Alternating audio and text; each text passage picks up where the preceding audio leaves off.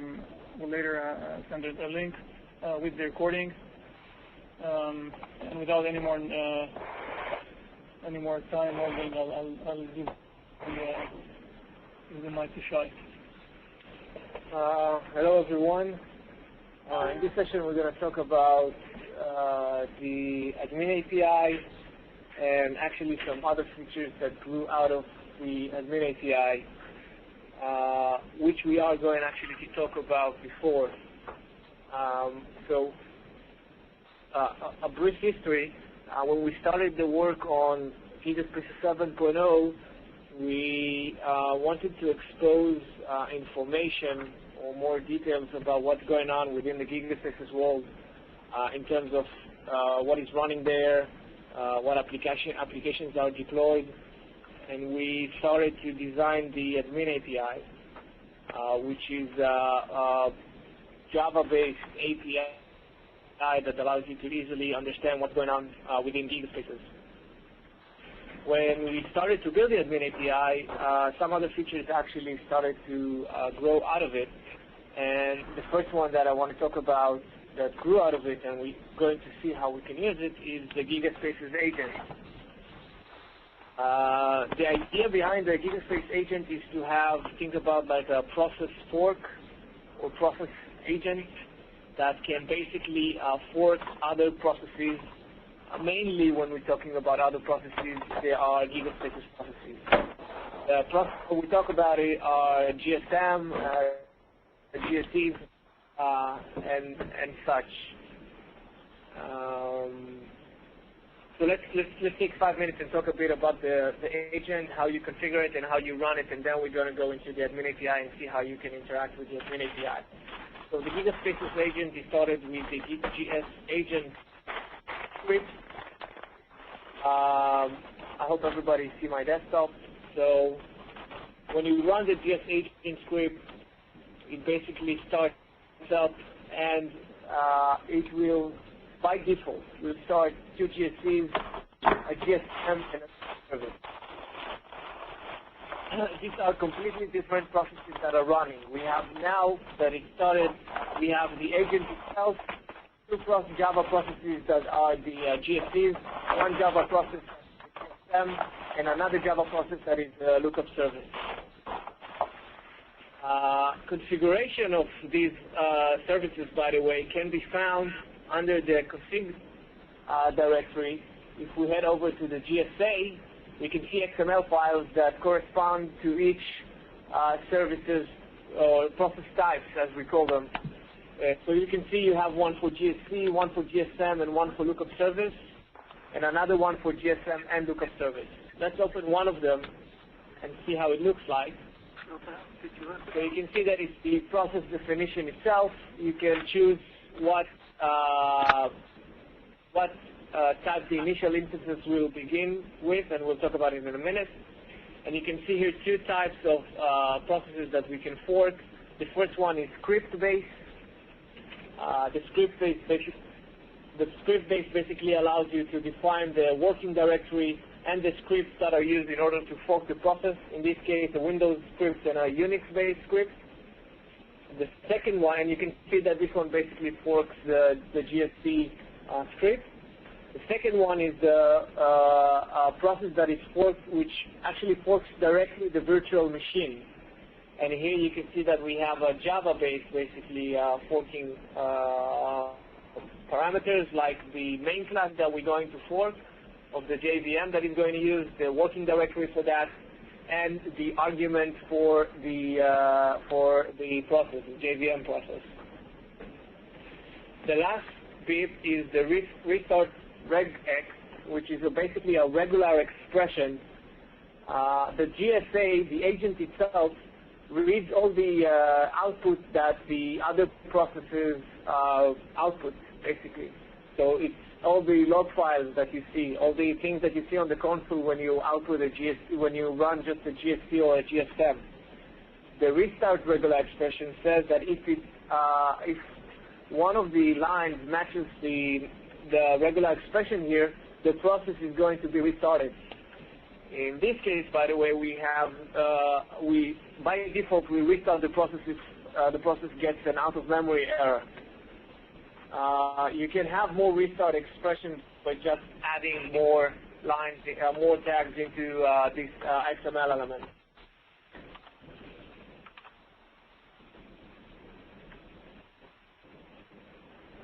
By default, by the way, the initial processes, the script, I have it changed to VM just for the demo. This means that any typical changes that you have, like the ext Java options or something like that, can be set before you fork the GSA. Also, by the way, you can change this XML and change it to have whatever you want. If you have your own GSC script that starts over the GSC, then you can point it into your own GSC script. Another point, there's a system property that allows you to change the location of this configuration directory, so you don't have to have it under the installation of Gigaspaces. Last point regarding the XML file. So if you remember in Gigaspaces, when you run a GSM, then it starts both the GSM and the lookup service. This was mainly done for ease of use, so you only have to start two types of processes, the GSM and the GSC. Now that we have more processes, don't get a mix when you run the GSM and the lookup service in one process. This is the reason, by the way, that we also have the GSM_loose XML, which is just configured to run both the GSM and the lookup service under the same JVM. But by default, we run the GSC, the GSM, and the lookup service.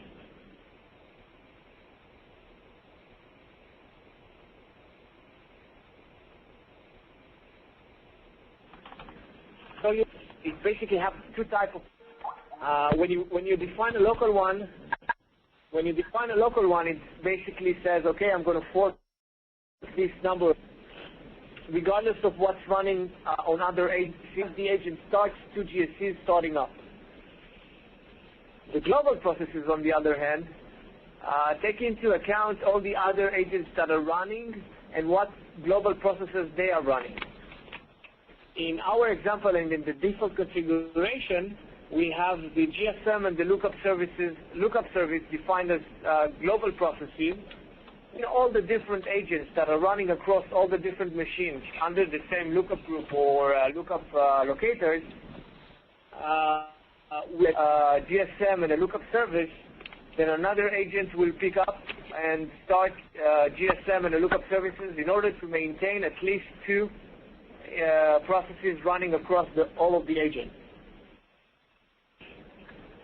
In order to configure this stuff, you just pass it in the configuration. You basically say GSA.GSC and then pass 1, for example.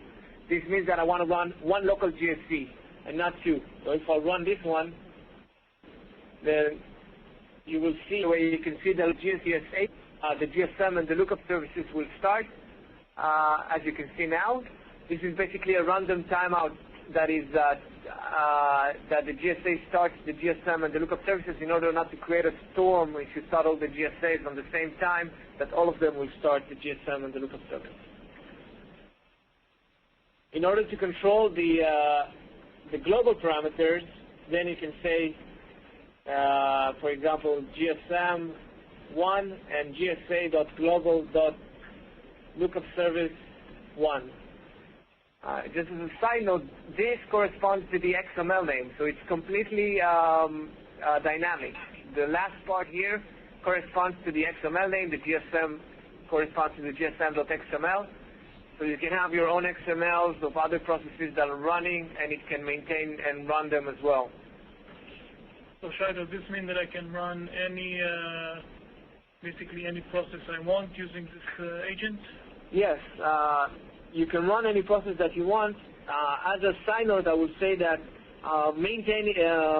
managing processes with Java is a pain. So, for example, in our GSC and GSM, they know that they're running under the context of a GSA when they are running under the context of a GSA and do some special stuff in order to exit correctly and stuff like that. So I would say you can do that, but it's not something that I would recommend. I wouldn't start a MySQL with the GS agent or something like that. Okay, so this is the agent basically. So now we have a single script in the product that you can start up, and it will start all the different components that Gigaspaces requires in order to behave properly. The defaults, as I say, are 2 GSCs, 1 GSM, 2 global GSMs, which basically means that GSA will start just one, and 2 global lookup services. Is that okay up until now? Or I have one question. Yeah. Quick question. How does GS agent decide whether to start the VM-based fork or the process-based fork if they're both enabled? Sure. So the question was, how does the GSA decide which type to fork, if it's the VM or the script one? The initial instances, which are the ones that you configure on the command line, you can basically control it using this parameter. You can say whether it's going to be script or VM. When you are using the admin API, you can control that through the admin API and decide whether the process will be started with a script or with a VM. And I will show an example in a minute. And then replacement processes are started however they were started originally? However the thing they're replacing was started? Replacing? Replacement. So like a GSC dies and a replacement has to be deployed and the GS agent does it? Yes. So if a GSC died and then the GSA will restart that GSC with the same parameters that it had. Global instances, by the way, they are considered only as initial instances. You can't fork another global instance. So they are maintained by the agent. But if you started a GSC as a VM through the admin API, and that GSC for some reason exited or something like that, or it threw an out-of-memory error and the restart regular expression caught it, then it will be started again as a VM. Perfect, thanks. Okay? Sure. Okay. So, by the way, remember we have kind of a mini race condition here. All the agents stop and discover each one using the lookup service. So you must have at least one lookup service running in the system. Now, it's very easy when you have multicast. That's why we have random timeout at the startup of the agent. At the end, one of the agents will start the lookup service, and then they will all discover each other and maintain at least 2 instances of the lookup service and of the GSM. You might have more than 2 processes at the startup phase, but once the system got into a steady state, then you will have only 2. So they interact and they discover each other through the lookup service. This basically means also that if you're working on a unicast environment, then you are usually starting the lookup services on a specific machines, and then you define those IPs. This means that you need to run the agent in a manner similar to this one. So you need to say, I'll start the agent, but I don't want it to maintain any global lookup services. So I'll put here 0, because I only want the lookup services to start on specific machines, and then just run it. On the specific machines that start the lookup service with the locators and the IPs, you will configure it to start a local lookup service. Okay? Multicast makes our life much simpler. In environments that don't have multicast, this is what you need to do.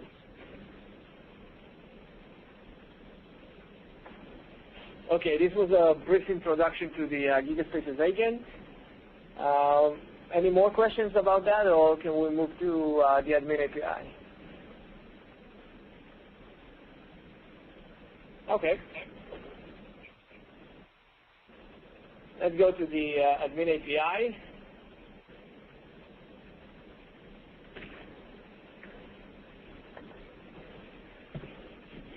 So here I have a very simple class, Java class that uses the admin API. In order to use the admin API, you need to create an admin factory. And then, by the way, is the font size okay, or should I increase it? Okay, I assume it's okay. Then we create an admin factory. The admin factory is responsible to create an instance of an admin. Once we start the admin factory, we tell it which group to connect to, which lookup group to connect to. If we have locators, then we can say, and we can add a locator string, which is basically usually the IP where the lookup service is running. And once we configure the system, we create the admin and we get the admin instance back, and we can do something with it. Once we're finished with the admin, we should close the admin in order to release all the resources that it was using. Once you close an admin, you can't reopen it. You need to create a new instance of the admin. So you should probably maintain it through the life cycle of the application or something like that, depending on what you need to do. Once we have the admin at hand, we can actually start to interact with the Gigaspace's runtime, basically. Let's start with a simple example. I'll start an agent which should start 2 GSCs and a GSM and a lookup service under the group, under my group. And the first thing that I want to show is how I can easily deploy what we call an EDG, or basically a space into the environment. Let me start a UI as well, just so we'll visually see what we need. Even though we can do everything that the UI does, we can do it through code as well, through the admin API. So here we can see that we have GSA, we have 2 GSCs, we have a GSM, and we have a lookup service.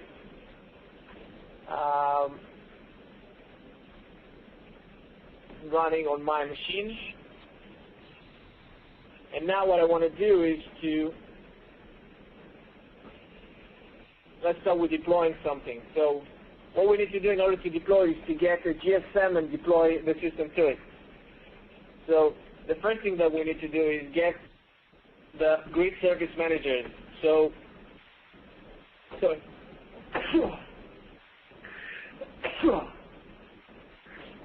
every major runtime component in the system has an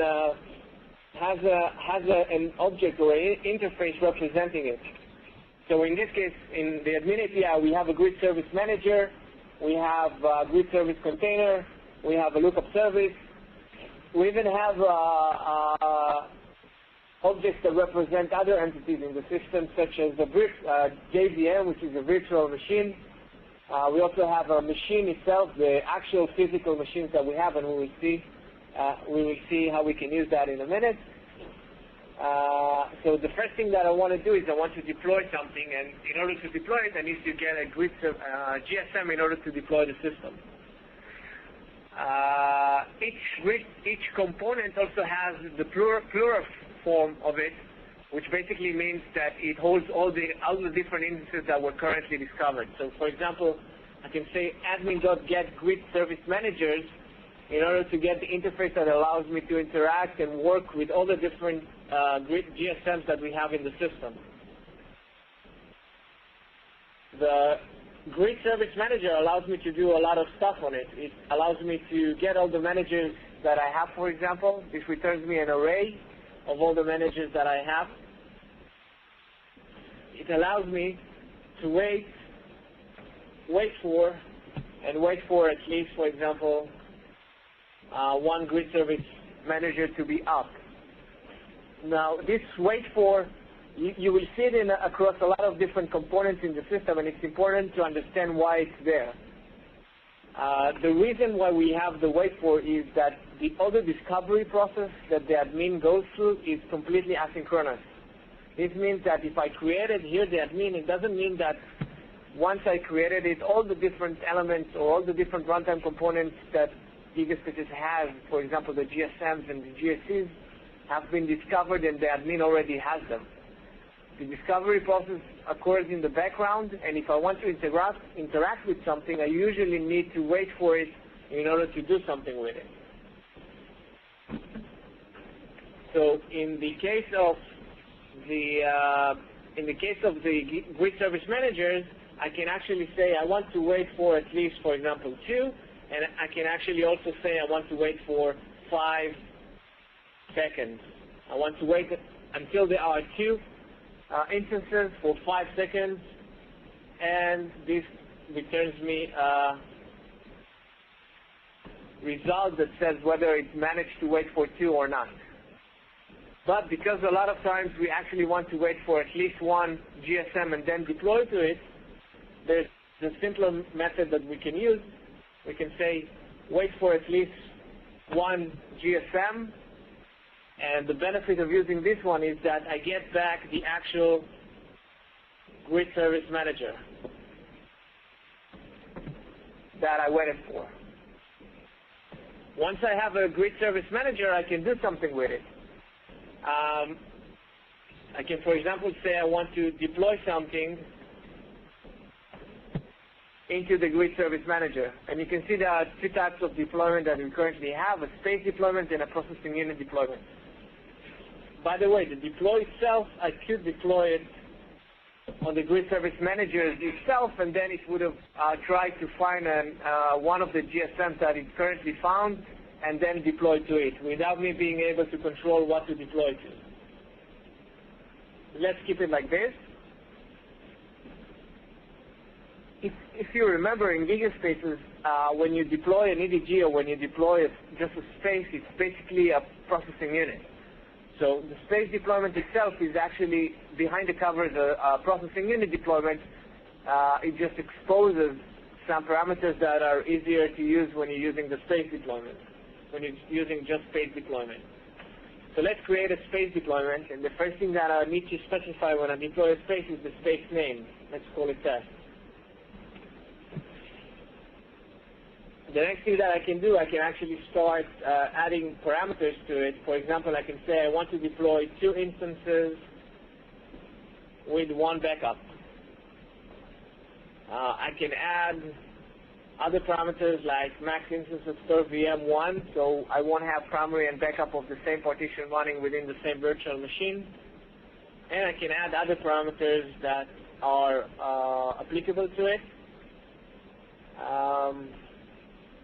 The easier way, though, if I want to, for example, to deploy a partition space, I'll just specify a partition space. So there are some helper methods, basically, that allows you to specify this, and that's it. So once I issue that, I'm basically issuing a deploy command to that GSM in order to deploy me a space. And what I'm getting back is I'm getting back a processing unit. You remember, a space deployment is actually a processing unit.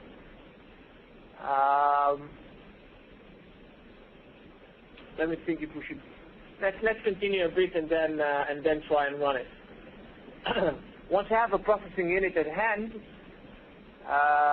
it doesn't necessarily mean that all the instances have started.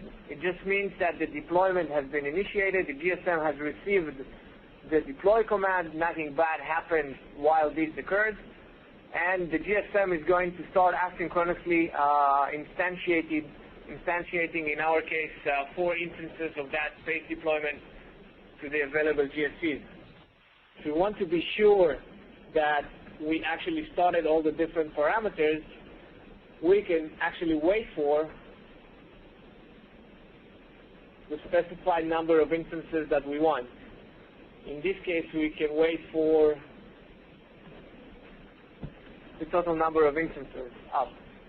So total number of instances returns me 4 in this case, because I have 2 partitions, each with 1 backup.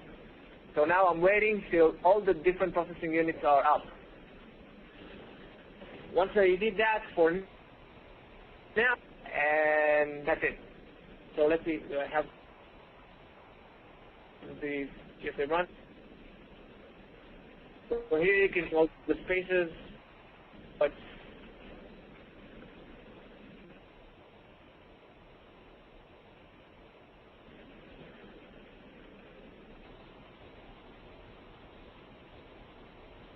you can see that this is the shutdown sequence of the. You can see how easily I created a Java main class that basically does a deployment and waits till the deployment is up. Any questions up until this point?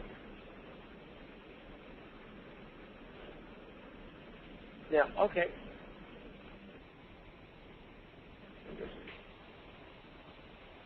Show this one.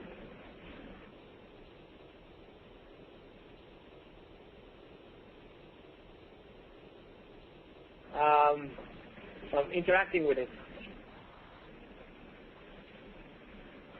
I can get the space that is associated with it. But remember, because it's asynchronous, I should actually wait for the space that is associated with it. So the space is covered in the background in an asynchronous manner. And also, by the way, you sometimes have processing units that didn't start any space. So in this case, they will return null. For example, feeder type of processes or web processing units. Once I have a space, I can actually start interacting with this space. For example, I actually get the gigaspace instance, which is the space itself, the gigaspace, clustered gigaspace that works against the space, and start writing and doing some operations against the space. I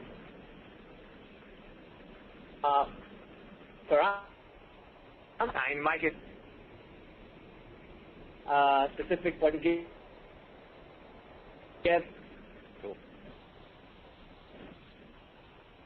Trying to walk through some of the main actors that you have within the admin API. So the space corresponds to the processing unit itself. So I have a processing unit that represents one or more processing unit instances. I didn't show you the processing unit instances yet. And the space itself has a space that has one or more space instances. Once I get that space instance, I can actually go to the space that get the partition that it belongs to.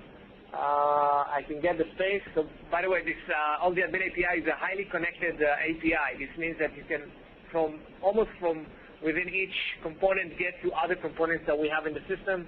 And I will show you in a minute some examples to that.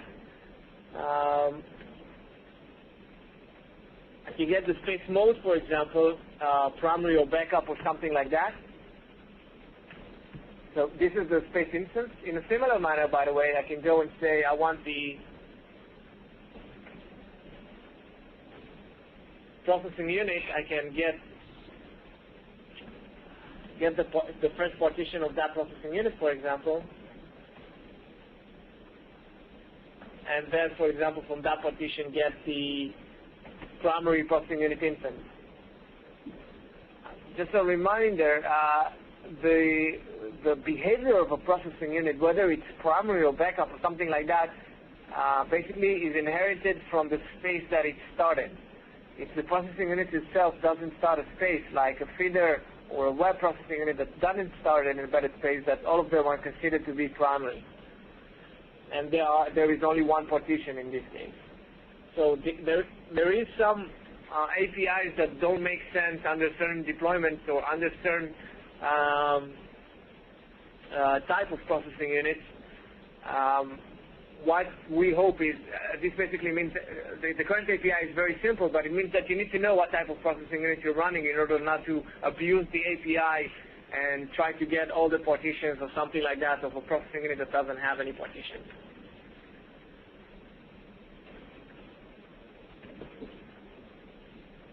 So we saw that we have a partition. By the way, the processing unit can also give you the instances themselves, not through partitions. For example, I can get all the instances of the processing unit. These are all the currently discovered processing unit instances that are running, and then I can interact with them. Can, for example, get a processing unit and destroy it or decrement it. I can relocate a processing unit. I can restart a processing unit. Restart, by the way, is a very, very important API that we added in 7.0. Restart allows me to take a processing unit and restart it in terms of restarting it to start within the same GSC. The benefit of using the restart API is the fact that you can more easily control primary and backups programmatically onto the UI, which the restart operation is also exposed, and not having to relocate or something like that in order to get primary and backups to be evenly distributed if something happens. So for example, if you have a primary and you call restart on it, and the backup of that primary is already up, then what will happen is that that backup will become the primary, and the new processing unit that will start, it will become the backup. So it's more easily allows you to switch the state or the active election state of processing unit instances between themselves within the same partition. Because restart also actually deploys a new instance of that processing unit, you can actually restart and wait and get that new instance of the processing unit that I've just restarted. The processing unit that I called restart on will no longer be valid once I called restart on it. So I can then get the restarted processing unit back. Any questions?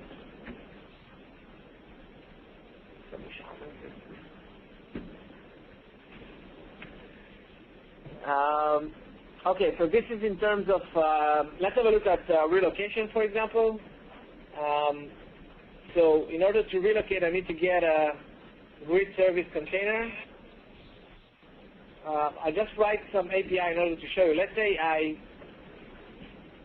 I know which grid service container I want to relocate to. So there are many ways that I can get to a GSC or GSMs or something like that. One way is to go through the machines. For example, I can say then get and put in, I don't know, 199.168.0.1 or something like that. And then I get an instance of machine class. Let's see what I get back. On the machine itself, I can get the grid service agent that is running on it. I can get the grid service containers that are running on it. I can get the grid service managers and lookup services and other interesting stuff. For example, I can get all the base instances that are running on that machine, and I can get all the processing unit instances that are running on that machine. In my case, I want to just get, for example, the grid service containers, and let's get, for example, the first one.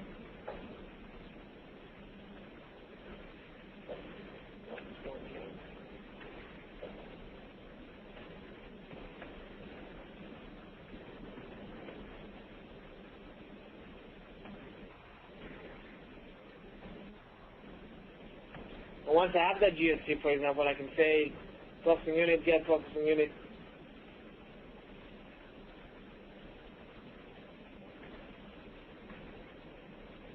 Get instances. I'm just showing here an example, and then relocate to that GSC. So I can actually relocate a specific processing unit instance to a specific GSC programmatically quite easily. So, Shai, a question here. What about, sometimes there are constraints with regards to where processing unit instances can run. For example, primary cannot run in the same GSC as its backup. Yeah. So how is this enforced via the API? It's not enforced through the API, it's enforced by the GSM. So if you will try to do a relocation to a GSC that you cannot, you will get an exception. And that relocated processing unit will then be allocated to a GSC that it can allocate to. Is there any way for me to use the logic the GSM uses in order to relocate? Currently not, but you can simulate that logic, because you can quite easily simulate the logic, but it doesn't allow you to apply the same logic, if you know what I mean. For example, I can take that GSC and I can, sorry. No, but can I let the GSM decide, where to relocate? Yeah, you can just call relocate and that's it. If you call the relocate without a GSC, then it will relocate to a more appropriate GSC. And that GSC will be chosen automatically by GSM based on all the SLAs. Yes. But what you asked is actually interesting because it allows me to show you some other interesting aspects. So let's take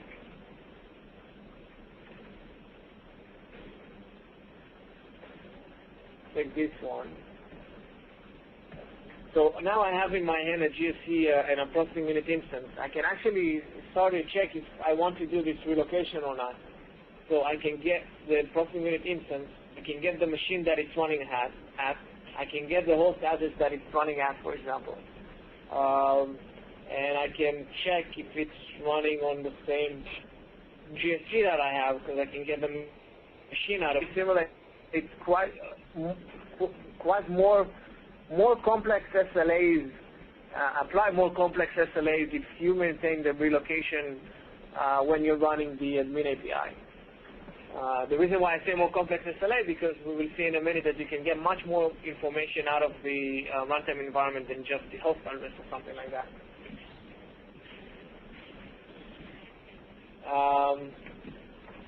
Okay, so this part at least talks about some of the elements that we have. I won't go over. We have the grid service container, we have processing units, we have spaces, different elements that allows you to navigate from however you want to navigate into a specific processing unit or processing unit instances.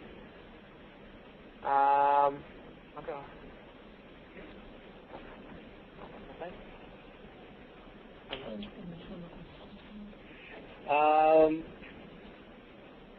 So let's continue. The other interesting bit that the system exposes is what we call divers and statistics. You can actually get a lot of information about the processing unit instance, what's running in there, whether it's a web application or something like that, about the space, and about other elements. For example, let's get some examples about information that I can get. For example, I can get a processing unit, and I can get the managing grid service manager that it's using. So remember, a GSM has a primary and backup GSMs for a specific processing unit. This way, I can quite easily get the managing grid service manager that it has. Other information that we have, for example, let me get to another. Sorry, I forgot another important API that we have. On a processing unit level, you can increment and decrement an instance. So you can easily add another instance for a specific processing unit. By the way, with the current downside of the fact that you cannot increment and decrement instances when the processing unit has a space embedded within it, but you can easily increment and decrement instances for a web processing unit or feeder or something like that.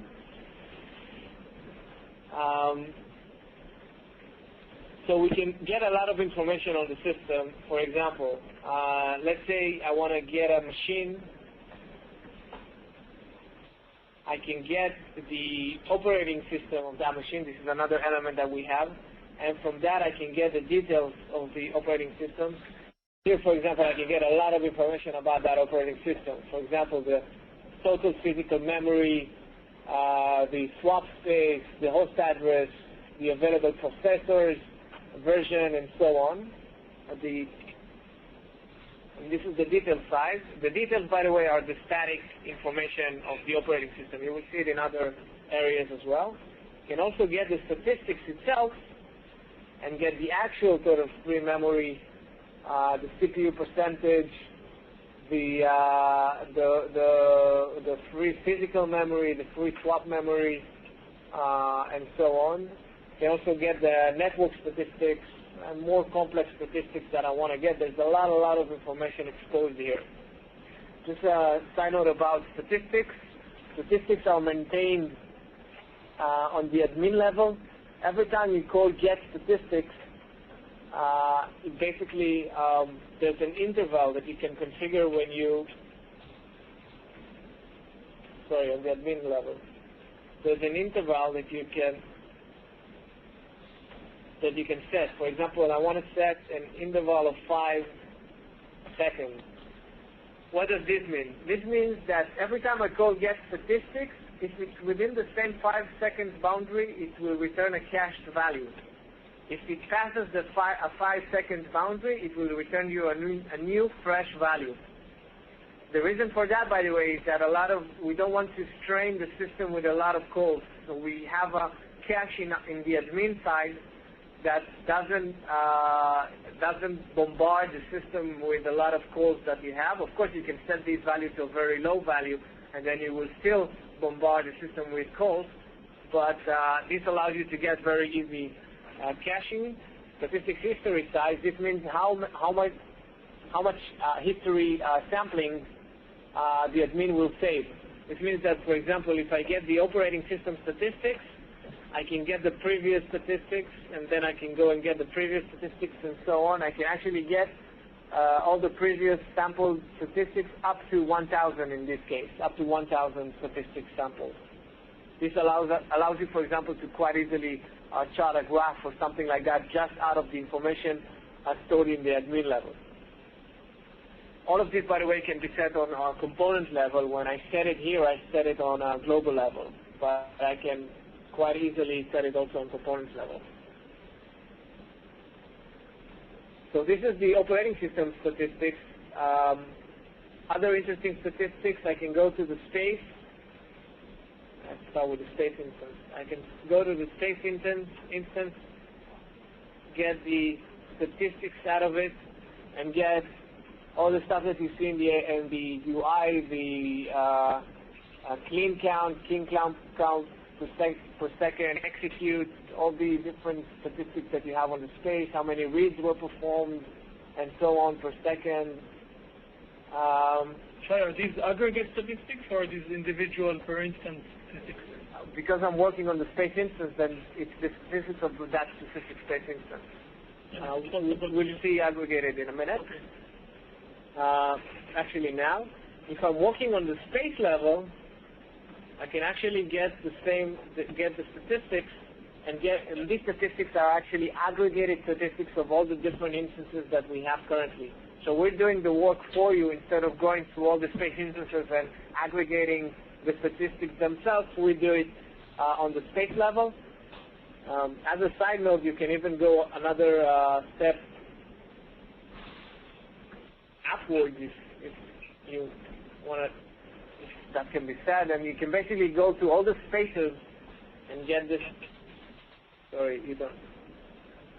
I don't have that here. Sorry. I thought that I executed it. So these are all the statistics that you can get. On the processing unit level, just interesting side note, you can get, let's get another instance. You can actually get statistics. For example, I can get the JEE details. So it's basically the web WAR application that I deployed, and I can get the context path out of it. I can get the description. I can get the port. I can get the SSL port. So I can quite easily use the admin API in order to monitor and update a load balancer, for example, programmatically. Once something changes. I can also get the, let's say I want to get the, which one? Get polling container details. And for example, let's say I have a polling container named processor, and then I can get the parameters that I set on it. For example, the concurrent consumers, the gigaspace that it uses, the description, the max concurrent consumers, which receive operation handler is used, the receive timeout, and other parameters, whether it has transaction manager and so on. The template itself also, by the way.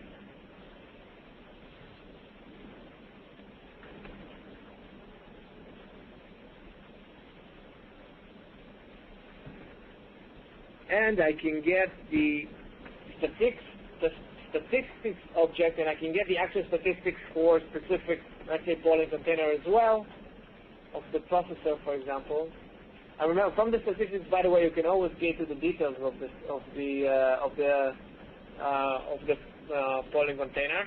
But the interesting part here is that you can get the number of processed events that worked on the polling container, you can get the number of failed events, and other get the number of current consumers that are running on the system. So these are runtime statistics that you can get from specific polling containers that you want to monitor.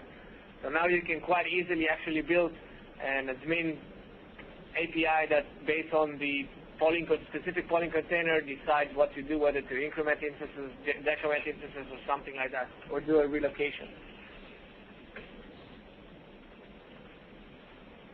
So this part is about the statistics. There are many, many more statistics. I encourage you to go and have a look at what is exposed. The other bit that I want to talk about is, up until now, we saw an active usage of the API. So we go and say, get me the statistics. We go and say, get me the grid service managers, and wait for at least one. We say, go and get me a specific processing unit instances. The admin API can be used completely using an event-driven APIs. For example, let's say I want to go and register an event handler that will be added every time GSM is added or removed from the system. So I can quite easily add a grid service manager added listener, and I can get a callback that says the grid service manager has been added, and I don't know, S outed or something like that. I can also quite easily add a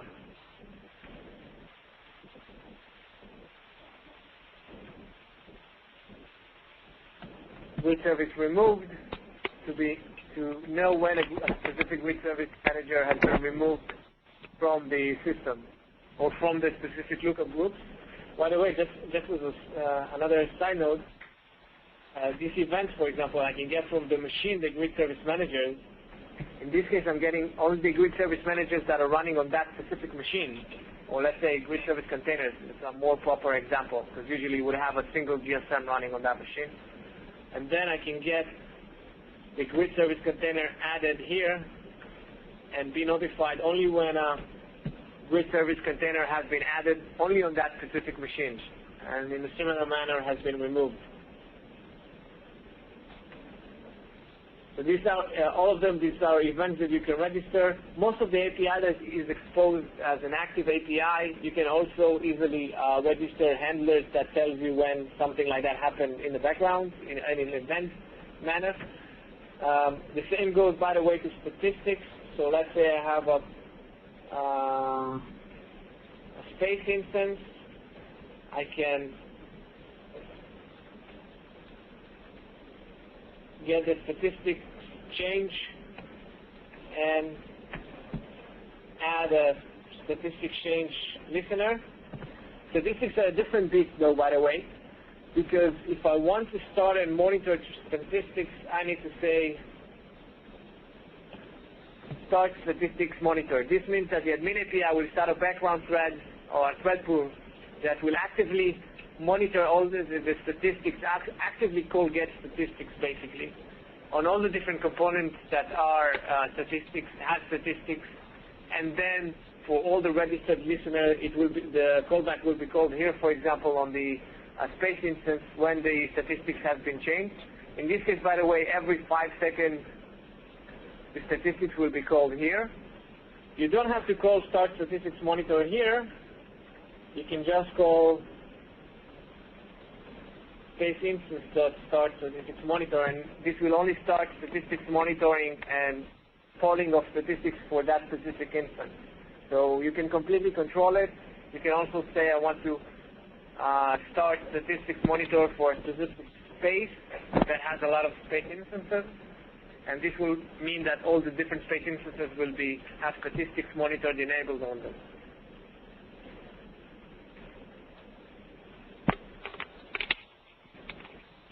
Any question? I'll put Neil now.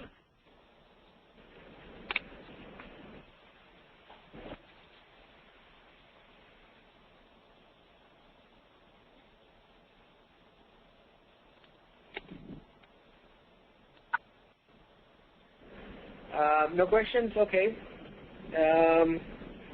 So this is basically, in a nutshell, the admin API. What I wanted to show you here as well is basically we really like to use Groovy in order to manage the system. Kobe, who is sitting here, I can tell you he's the head of the QA here, can tell you that he's using Groovy to run a lot of system tests using the admin API in order to simulate quite complex scenario in gigaspaces, relocation and adding instances, removing instances, deploying, undeploying. We're running stress tests using the admin API of deploy, undeploy, deploy, undeploy several thousands of times. The admin API actually proved itself to be quite a useful tool also in our QA environment. And we really like to run this stuff using Groovy. As you know, we come with Groovy in our installation. The nice thing about the admin API is that we took another step in order to make the integration even nicer when you're using Groovy. The other nice thing about Groovy is that you don't need to compile or you don't need to compile a Java program and then fork it and running or something like that. Just use our Groovy script that comes with the installation and run the script that you want to run, and that's it. No need to compile the system or something like that. Also, by the way, the Groovy script that comes with the system runs setenv and takes the lookup groups and the lookup locators and so on, so it's already aware of the system that it's running within. What I wanted to show you is some examples of the Groovy script and how it can be used. Groovy syntax is almost similar to Java, and a typical Java program will run quite fine when you're running it in Groovy, but it allows you to do a lot of shortcuts that makes the script more readable. For example, you don't have to put getters on the system. So, for example, in this case, I do admin grid service managers dot deploy and then deploy the system. I can do admin grid service manager wait for and then pass 1, and grid service container wait for and then pass 2. I can. This is a simple script that deploys the system and again goes through all the grid service containers and kills them. By the way, I didn't show it yet, but the kill only works when the GSC is running within the GSA.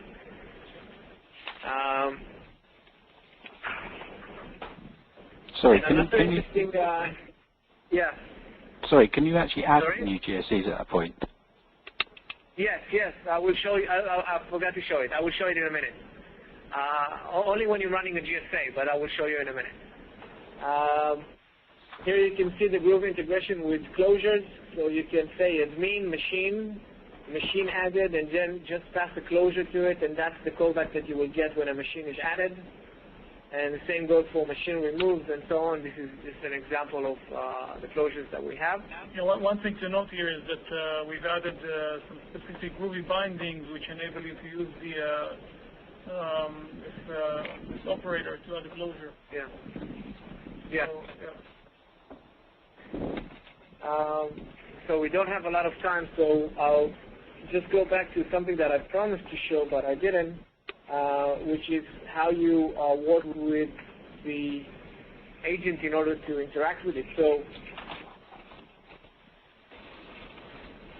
with the admin API, I can also get the grid service agent, and let's say I want to wait for at least one. In this case, I'm not going to care. Usually, probably what you would do is get a grid service agent that is running within a specific machine if you want to interact with it, because you know which machine you want to go to. This one will just pick one at random. And then I can go and say grid service agent, and it has all the parameters. You can get the machine out of it and stuff like that. You remember, it's highly connected API. But the nice thing about it is that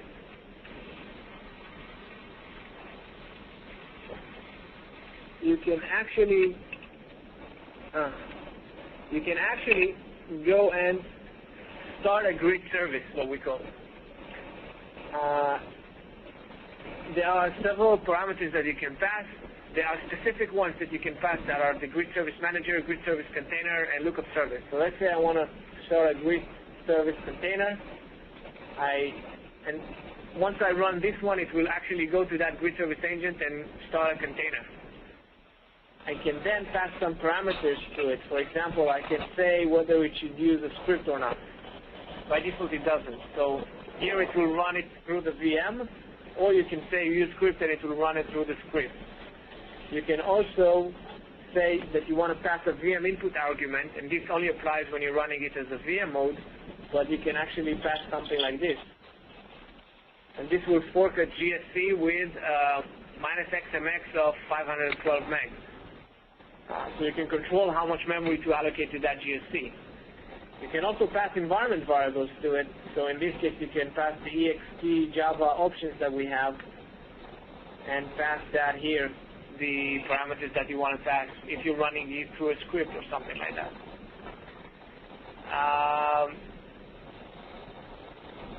You can control almost everything that you want, that you need to control when you want to fork a grid service container.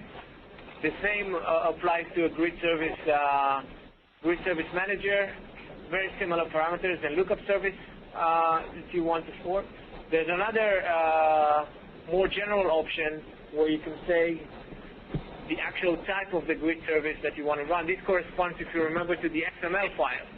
So this is the more generic form of forking a process type or a process within the GSA.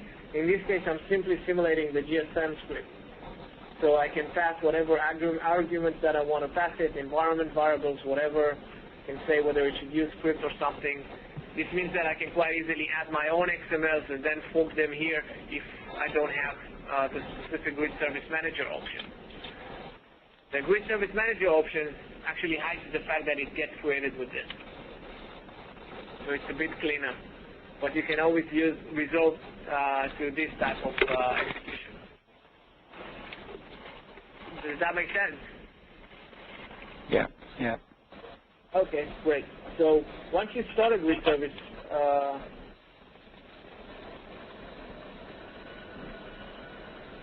you can actually go and start a grid service and wait.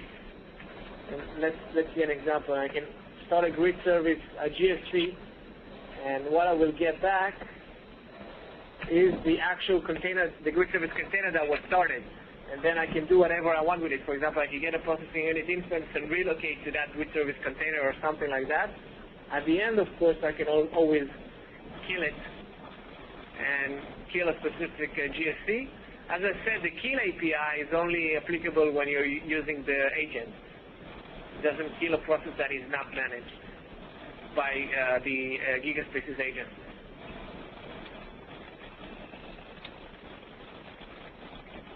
I can try them. It doesn't make sense for me to run it. Hey, Shai, as you're starting and killing, does that update the agent's notion of how many should be running, or is that a separate API? So in other words, when you start one, does the agent now think that it should keep 3 running, or is that a one-time thing, or how does that work? Yeah. So it's when you start local processes, then the agent just starts and kills whatever you're telling it to do because it doesn't globally manage the system. So if you start an agent and you tell it to run 2 local GSCs, then it will start with 2 local GSCs. If you tell it to start another GSC, it will start another GSC.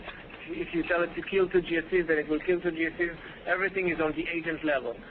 If you're talking about global level services, then you cannot start services that are globally managed because it's internal.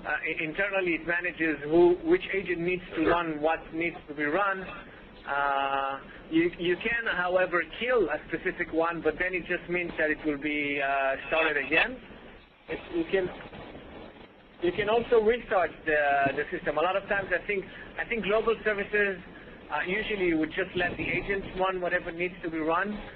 If you do want to do something on global services, is maybe restart them because you think they're stuck or something, and then you have the restart API. It goes to the grid service agent, and the grid service agent will stop the process, kill it basically, and then start a fresh one. Okay? So if I started a grid service agent and told it to keep 2 local grid service containers running, then I connect it to via the admin IT API and said, I think the grid service container and killed it, or told it to kill it. Would it start another one or not? No, it wouldn't start another one. The kill API goes through the grid service agent, and the agent is the one that kills the process. Okay. So you're basically telling the agent, I don't want that grid service container anymore. Okay, so on the other hand, if I use that same API and start a third, and then that something externally, something happens to that, like a developer comes along and kills that GSC, will it now start a third again? No. If you kill that GSC, then it will be killed, and that's it. No, but if a developer kills it external to the admin API, or just, however, it dies somehow, but not to the admin API. Yeah, so if you issue a kill command to it, then it is assumed that you want to kill that process and the agent won't restart it. If the process exits abnormally or through the regular expression, then the agent will restart that process. So if a developer goes and does a kill -9 or kill to that process, then the agent will simply identify the fact that it has been killed and it won't start another one. Only if the process exits abnormally. Oh, okay. So you have full control. We still wanted to allow people to do kill or something like that if they want to control the processes without going through the agent and being able to control that.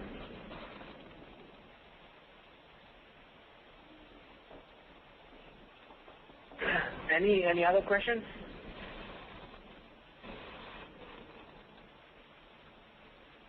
Guys, to put things in context here, as you saw, the Admin API is very powerful and can be used for various purposes.